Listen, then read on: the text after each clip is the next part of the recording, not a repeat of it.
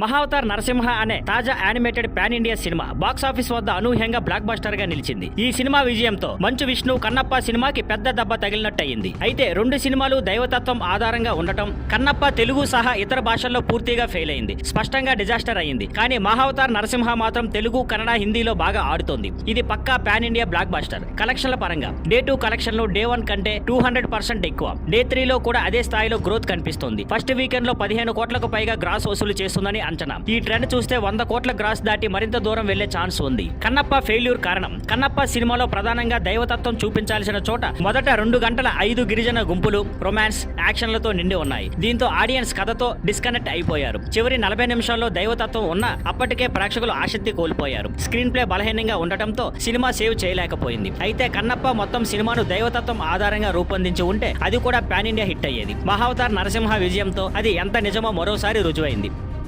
Thank you for watching. Please like, share and subscribe.